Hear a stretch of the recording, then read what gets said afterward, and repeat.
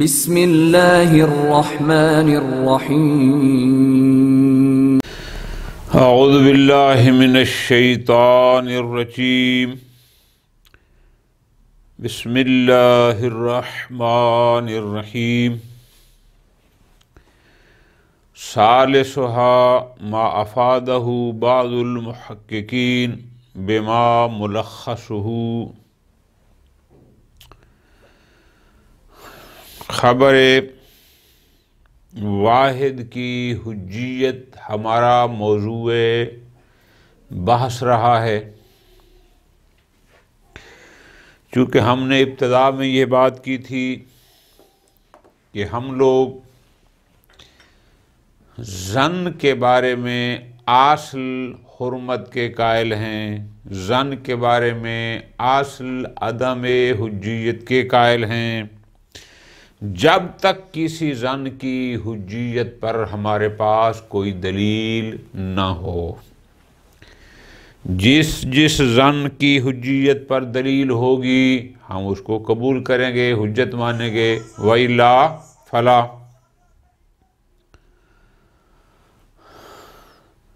ہم نے ان کو نام دیا تھا ظنون خاصہ کا۔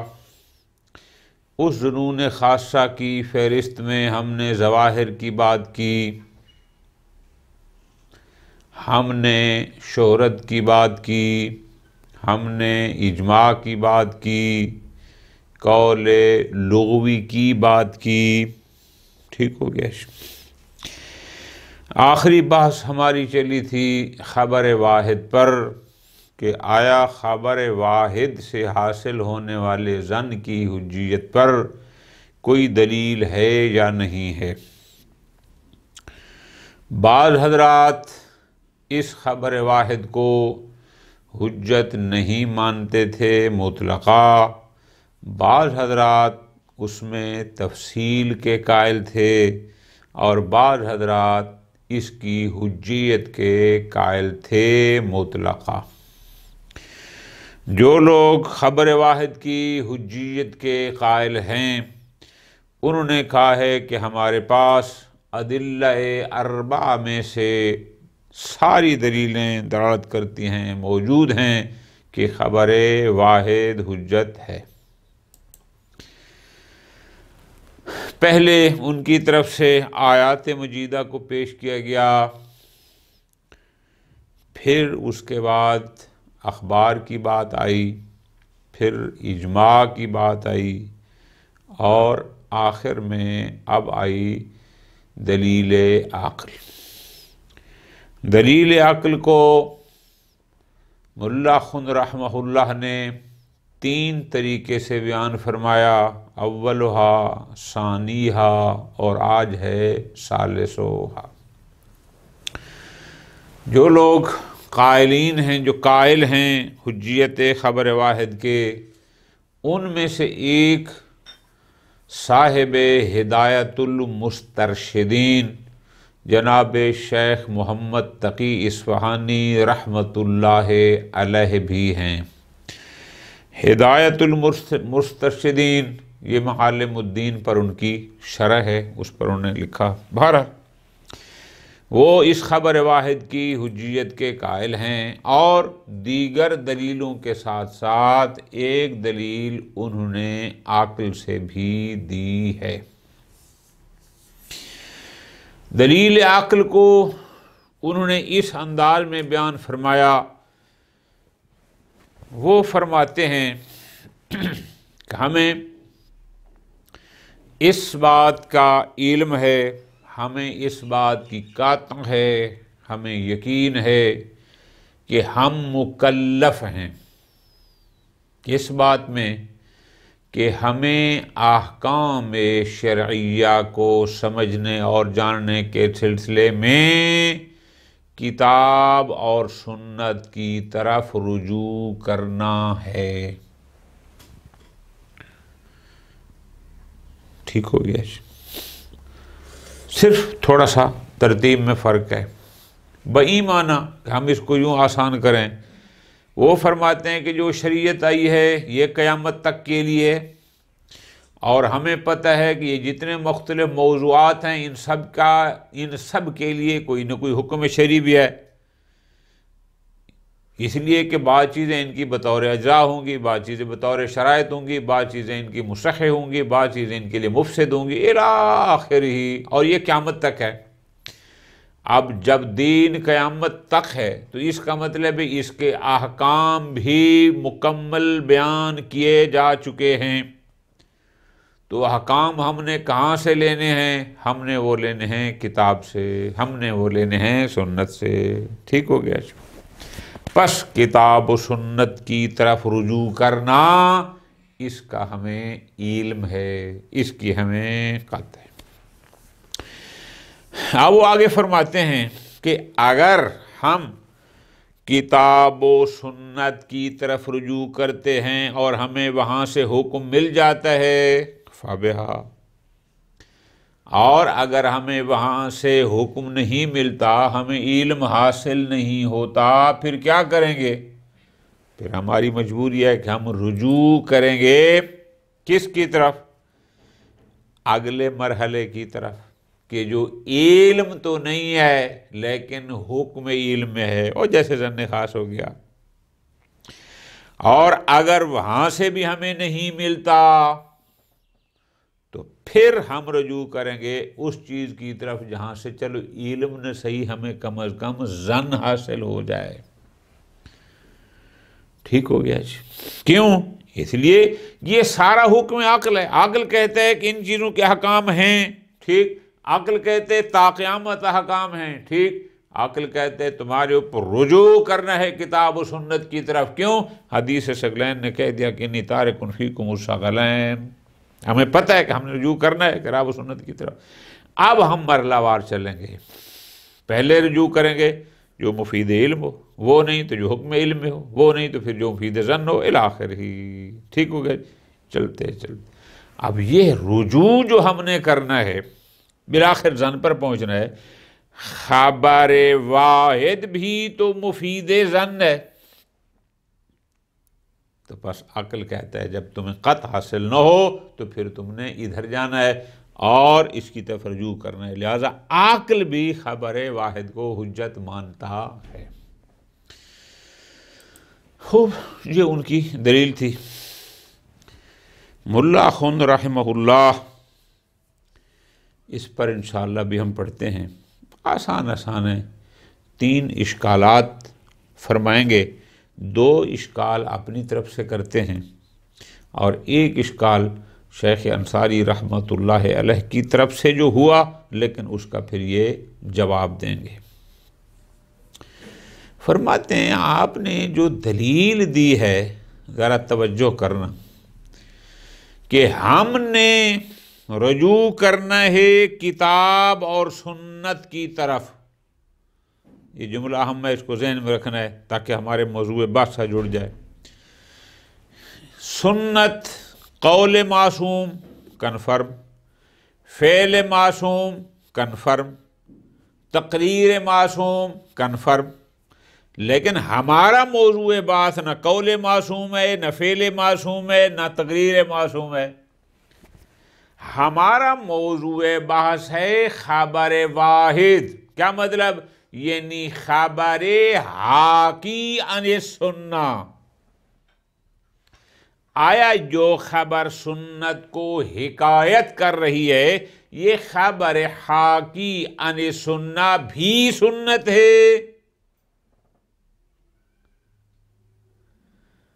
آپ کی کتاب میں جو آپ نے خود تصریح فرمائی، اس سے تو یہ لگتا ہے کہ آپ سنت کو فقط قول و فعل و تقریر معصوم تک منحصر نہیں کرتے، بلکہ آپ حاکی سنت کو بھی سنت شمار فرما رہے ہیں۔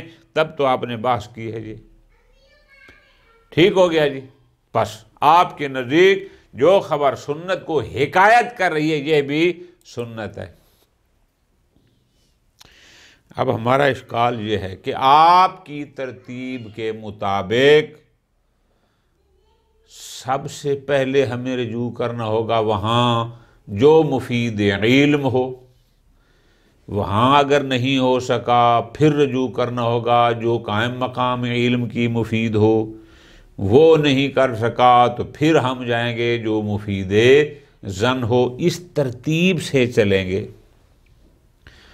تو اس کا مطلب ہے پہلے مراحل سے ہم آگے جائیں گے تو جا کر اس کی نوبت آئے گی، جو ان کے الفاظ ہیں مولا خن رحمہ اللہ کے۔ ٹھیک ہو گیا؟ پس نتیجہ کیا ہوا؟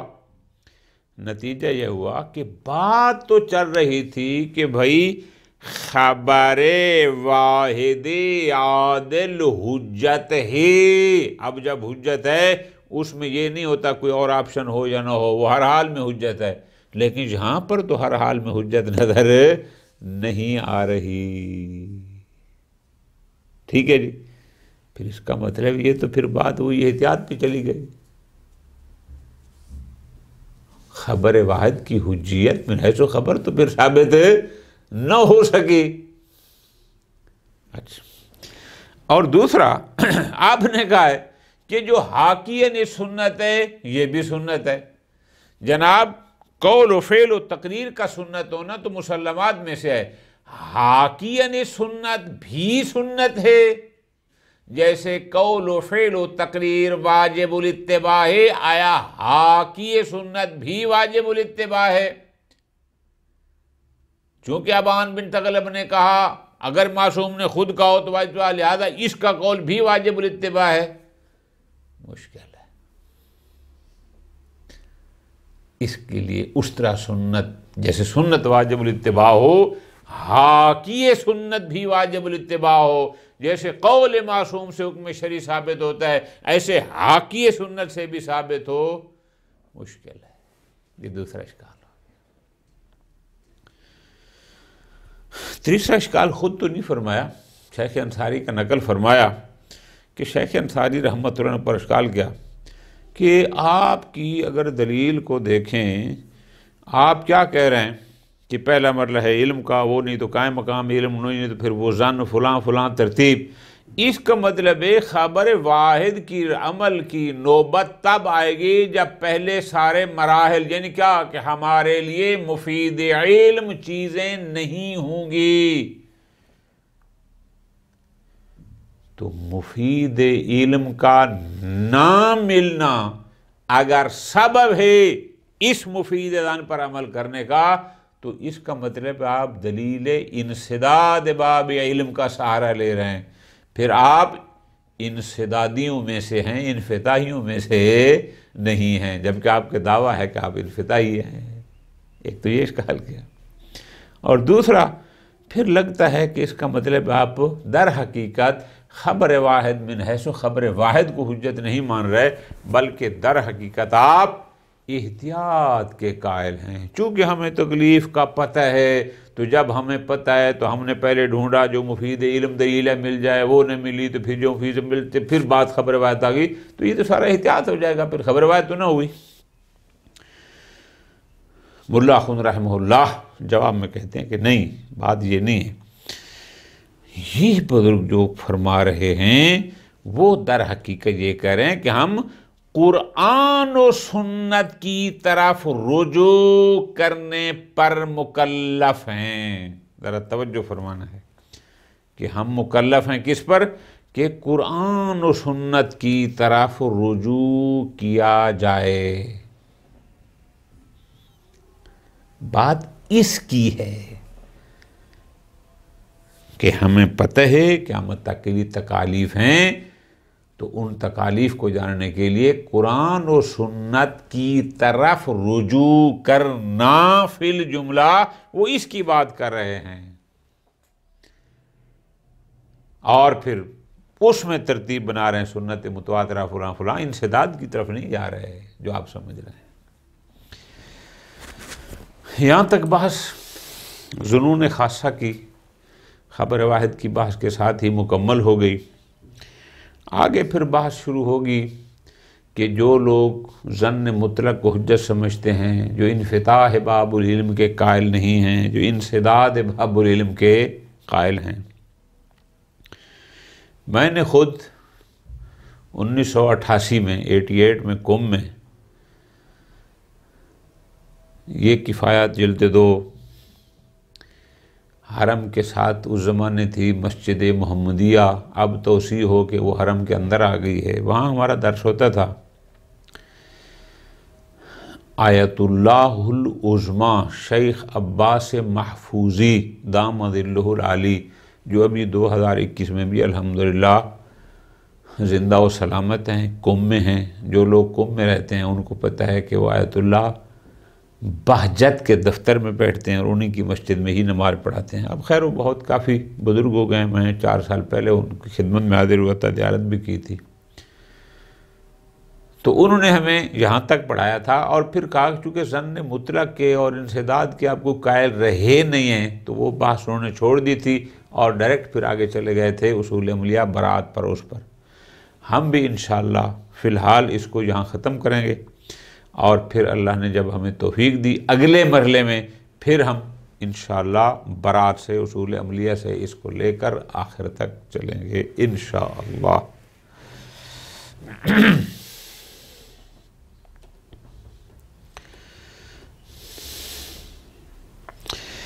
وثالثھا حجیت خبر واحد پر دلیل عقل، ثالثھا یعنی تیسرا طریقہ یا ایک تیسرا انداز کہ جس کے ذریعے وہ کہتے ہیں کہ عقل بھی حجیت خبر واحد پر ذات کرتا ہے۔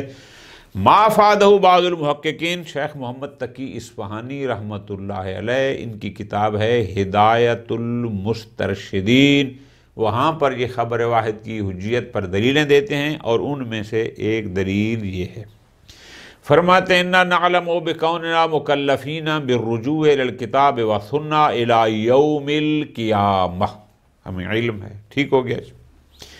فإن تمکننا من الرجوع الیہما علی نحو، اگر ہمیں یہ قدرت ہوئی کہ ہم جب کتاب و سنت کی طرف رجوع کرتے ہیں اس انداز میں، علی نحو کہ یحصل العلم بالحکم، کہ ہمیں اس حکم شرعی کا علم حاصل ہو جاتا ہے، قاطع حاصل ہو جاتی ہے، فبہا، او بحکم ہی، یا علم نہیں لیکن حکم علم میں ہے، ظن خواہ جیسے ہو گیا، فلا بد من الرجوع الیہما کذالک، تو پھر ضروری ہے کہ ہم کتاب و سنت کی طرف رجوع کریں۔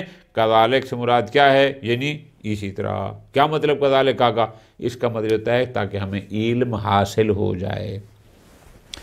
وَإِلَّا، لیکن اگر ہم کتاب و سنت پر رجوع کرنے کے باوجود علم حاصل نہ کر سکے، فلا محیص عن الرجوع علی نحو، تو اب ہمارے پاس کوئی چارہ کار نہیں ہے کہ ہم ان چیزوں کی طرف رجوع کریں کہ یحصل الظن بہ، کہ جس کے ذریعے جس سے ہمیں علم نہ صحیح کم از کم ظن حاصل ہو جائے، کس کا؟ فی الخروج عن عہدۃ ھذا التکلیف، کہ جو تکلیف شارع کی طرف سے ہمارے اوپر آئی تھی ہم اس کو بجا لانے میں کامیاب ہو گئے ہیں ظنن۔ پس فلو لم یتمکن من القطع بالصدور، اگر اس کے قطعی الصدور ہونا، کہ یقیناً یہ معصوم نے فرمایا ہے، یا قطعی الاعتبار ہونا، یعنی اس کے معتبر ہونے پر کوئی دلیل قطعی موجود ہو، اگر وہ مل گئی تو فبہا، لیکن اگر ہم اس پر متمکن نہ ہوئے کسی دلیل قطعی الصدور یا قطعی الاعتبار کے حاصل کرنے پر، فلا بدا، تو پھر ضروری ہے من التنزل الی الظن باحدہما، کہ پھر جو مظنون الصدور ہوگی یا مظنون الاعتبار ہوگی پھر ہم اس پر عمل کریں۔ یہ ساری ترتیب ہمارا عقل ہمیں بتاتا ہے، ٹھیک ہو گیا۔ بس ہمارے پاس مقطوع صدور یا مقطوع اعتبار روایات بہت کم ہیں، لیکن ظنی الصدور یا ظنی الاعتبار ان اخبار احاد کی شکل میں بہت زیادہ ہیں۔ پھر عقل کہتے ہیں اگر ادھر نہیں ہے تو پھر ان کی طرف رجوع کرو، اور یہی دلیل عقل ہے، اس لیے ہم کہتے ہیں کہ خبر واحد حجت ہے، ٹھیک ہو گیا۔ یہ بات تھی جناب شیخ محمد تقی اصفہانی رحمۃ اللہ علیہ کی۔ فیہ اللہ خن رحمۃ اللہ علیہ، اس میں اشکالات فرما رہے ہیں، 2 اشکال اپنی طرف سے، ایک اشکال پھر شیخ اعظم کی طرف سے۔ فرماتے ہیں ان قضیت بقاء تکلیف فعلا بالرجوع الی الاخبار الحاکیۃ للسنہ. ترتیب یاد رکھنا، بہت لطف آئے گا. آپ نے کیا کہا ہے کہ ہمیں حکم ہے جو میں نے لفظ کہے تھے بالرجوع الی الکتاب والسنہ الی یوم القیامہ. کتاب تو سمجھ آ گئی، قرآن. سنت قول معصوم، فعل معصوم، تقریر معصوم، وہ تو ہو گیا. لیکن ہمارا موضوع قول و فعل تقریر تو ہے نہیں، ہمارا موضوع تو اور ہے.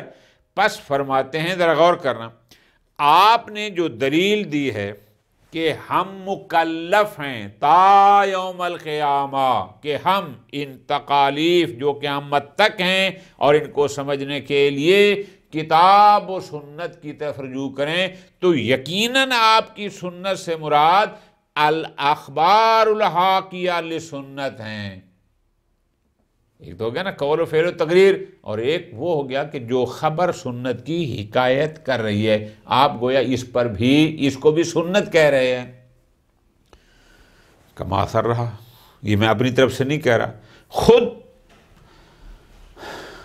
محمد تقی اصفہانی رحمۃ اللہ نے اس کی تصریح کی ہے. کیا انہوں نے خود کہا بِأَنَّ حَلْ مُرَادُ مِنْهَا کہ میری سنت سے مراد ہیں وہ روایات بھی، وہ اخبار بھی جو حاکی عن سنت ہیں. فی ذیل کلامہ ردف جلوہ مقام ہے. کیا فرمایا انہوں نے خود کہا اچھا جی کہ سنت سے مراد فقط قول و فعل نہیں ہے، بلکہ میری سنت سے مراد وہ اخبار بھی ہیں جو حاکیہ سنت ہے. اچھا، اب یہ بات کلیئر ہو گئی کہ آپ کے بقول کتاب اور سنت کی طرف رجوع کرنا ہمارے اوپر واجب ہے، تکلیف ہے. اب اس کا مطلب ہے کہ انما هو الاقتصار فی الرجوع الی الاخبار المتیقن الاعتبار کہ ہمیں پہلے مرحلے میں رجوع کرنا ہوگا فقط انہی روایات کی طرف کہ جن کا معتبر ہونا یقینی ہے. ٹھیک ہے جی. اچھا، ہم نے ادھر رجوع کیا. فَإِنْ وَفَا اگر ان متیقن الاعتبار سے ہمیں تمام احکام مل گئے فَبِهَا وَإِلَّا اور اگر ان متیقن الاعتبار اخبار سے ہمیں تمام احکام تکالیف شریعہ نہ مل سکیں اضیف الیہ تو پھر ان کے ساتھ ہم اضافہ کریں گے کس چیز کا کہ الرجوع کہ ہم رجوع کریں الی ما هو المتیقن اعتبارہ بالاضافہ کہ جو متیقن اعتبار نہیں ہے لیکن بالنسبہ متیقن الاعتبار ہیں. کیسے؟ ضعیف کی نسبت صحیح متیقن الاخبار ہے، ضعیف کی نسبت موثق متیقن الاخبار ہے. یعنی بالاضافہ کا مطلب بالنسبہ کہ فلاں کی نسبت یہ متیقن ہے، پھر ہمیں ادھر جانا ہوگا. لوکان اگر وہ موجود ہوئی تو اب اگر جہاں سے ہمیں تمام احکام مل گئے فابہا وَإِلَّا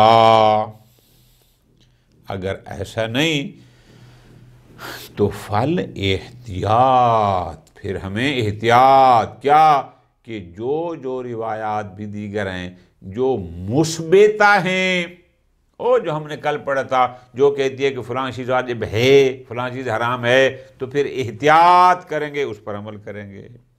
تو پھر احتیاط لَلرُّجُوعِ إِلَى مَا ظَنَّ اعتبارُ نہ یہ کہ ہم مظنون الاعتبار کی طرف رجوع کریں گے، نہ مظنون الاعتبار کی طرف رجوع نہیں کر سکتے. وَذَالِكَ ذَالِكَ کا مشارہ کیا ہے؟ کیوں مظنون الاعتبار کی طرف رجوع نہیں کر سکتے؟ فرماتے ہیں اس لیے لِتَمَكُّنِ مِنَ الرُّجُوعِ علما تفصیلا او اجمالا چونکہ جب ہمیں علم تفصیلی یا علم اجمالی حاصل ہو سکتا ہے بعض روایات کی طرف رجوع کر کے فلا وجہ معہ تو علم تفصیلی یا اجمالی کی طرف رجوع کے ممکن ہونے کے باوجود ہم رجوع کریں اس کی طرف جو مظنون الاعتبار ہے، فلا وجہ، نہ، پھر اس کا تم نہیں کر سکتے۔ ٹھیک ہو گیا جی، یہ ہو گیا پہلا اشکال۔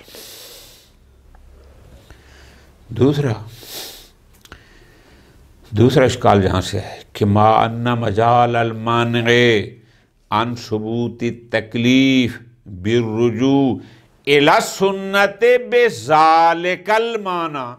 آپ نے سنت کا معنی کیا ہے؟ آپ کہتے ہیں کہ اخبار حاکیہ سنت بے سنت ہیں، اب ان کی طرف رجوع کر کے تکالیف شرعیہ کو ثابت کرنا، فیما لم یعلم بالصدور، نہ معلوم الصدور ہوں، نہ معلوم الاعتبار، لا بالاعتبار بالخصوص، یعنی وہ نہ معتبر ہوں خصوصاً، یعنی معلوم الصدور ہوں، تو فرماتے ہیں ان سے تکلیف کو ثابت کرنا ان مجال المانع، یہاں من کا دائرہ واسع، کیوں؟ اس لیے کہ قول و فعل و تقریر کی تو آپ سنت کہہ سکتے ہیں، لیکن کوئی کہے کہ جناب حاکی سنت بھی اسی طرح واجب الاتباع ہو، جیسے قول معصوم یا فعل معصوم ہوتا ہے، جیسے اس سے حکم شرعی ثابت ہوتا ہے، حاکی خبر سے بھی ایسے ہوتا ہے، مشکل۔ ان مجال المنع واسع، یہاں بڑی گنجائش ہے کہ لوگ اشکال کر سکتے ہیں، ان کے لیے ثابت نہیں ہو سکتا۔ لہذا آپ نے جو دلیل دی ہے خبر واحد کی حجیت کو ثابت کرنے کے لیے بے دلیل عقلی، اس سے تو ثابت نہیں ہوتی۔ خوب، تیسرا اشکال اپنی طرف سے نہیں، یہ اشکال در حقیقت جناب شیخ انصاری رحمۃ اللہ علیہ کا ہے۔ فرماتے عمل اراد علیہ، محقق اصفہانی پر اشکال کرنا، یعنی جو یہ لفظی ترجمہ، یعنی جو اشکال شیخ انصاری رحمۃ اللہ علیہ نے کیا ہے محمد تقی اصفہانی رحمۃ اللہ علیہ پر، کون سا؟ بے رجوع ہی، کہ آپ کی جو دلیل ہے اس دلیل سے تو یہ لگتا ہے کہ یا آپ انسداد کے قائل ہیں، اما الی الانسداد اما الی دلیل، کیوں کہ آپ کی دلیل جا رہی ہے دلیل انسداد کی طرف، کیوں؟ چونکہ آپ اس میں ملاک بنا رہے ہیں کہ ہمیں تکالیف واقعیہ کا علم اجمالی ہے، اور علم حاصل کرنا باب العلم یا علمی ہمارے لیے واضح نہیں ہے، کھلا نہیں ہے، تو اس لیے ہم ادھر جائیں گے۔ تو یہ دلیل انسداد کی طرف آپ جا رہے ہیں نا، کہ تکالیف واقعہ کی نسبت چونکہ باب العلم منسد ہے، یہ دلیل انسداد ہو گئی۔ یا اس لیے آپ کی دلیل انسداد کی جا رہی ہے، وَإِمَّا إِلَى الدَّلِيلِ الْأَوَّلِ، یا دلیل اول کون سی؟ وہ احتیاط والی، کیوں؟ لو کان ملاکو، اگر آپ کا محور یہ ہے کہ آپ یہ کہتے ہیں کہ ہمیں علم ہے کہ جو روایات ہمارے پاس موجود ہیں ان میں بہت ساری مقطوع الصدور ہیں اور ہمیں علم نہیں ہے، پاس علم اجمالی ہے، تو پھر آپ اس کا مطلب احتیاط کی طرف جا رہے ہیں، پھر آپ خبر واحد کی حجیت کو تو ثابت نہیں کر رہے۔ ملا خود رحمہ اللہ جواب میں فرماتے ہیں کہ نہ، یہ اشکال نہیں ہو سکتا، اس لیے کہ وہ یہ نہیں کہہ رہے کہ ہمیں تکالیف واقعیہ کا، جب وہ یہ نہیں فرما رہے کہ جناب ہمیں بہت ساری روایات جو موجود ہیں ہماری کتب میں ان کا مقطوع صدور ہونا معلوم ہے تو اس لیے رجوع کرنا ہے تاکہ آپ یہ بات کریں۔ فرماتے ہیں نا، ان کا دعویٰ ہے کہ ہمیں علم ہے، کس کا؟ کہ ہم مکلف ہیں، کس بات کے؟ بالرجوع الی الکتاب والسنہ، وہ اس کی بات کر رہے ہیں۔ دعوی العلم بالتکلیف بالروایات فی الجملہ الی یوم القیامہ، وہ یہ بات کر رہے ہیں کہ ہم مکلف ہیں قیامت تک کتاب اور سنت کے رجوع کریں، اور سنت میں وہ پھر اخبار حاکیہ کو لے آتے ہیں۔ لہذا یہ نہیں جو آپ سمجھ رہے ہیں۔ فراج تمام کلام ہی و تعریف و حقیقتہ مرام ہی، بحمد اللہ یہاں تک ضرور خاصہ کی بحث مکمل ہو گئی۔ فی الحال ہم ان پر انشاءاللہ سٹ اپ کریں گے، انشاءاللہ اللہ نے توفیق دی، پھر اگلے مرحلے میں ہم اصول عملیہ کو لے کر چلیں گے۔ اللہ پاک ہمیں توفیق دے کہ ہم اس میں بھی کامیاب ہو جائیں اور آپ دوستوں تک یہ متعلق پہنچانے میں زیادہ سے زیادہ وقت دے سکیں۔ وصلی اللہ علی محمد وآل محمد۔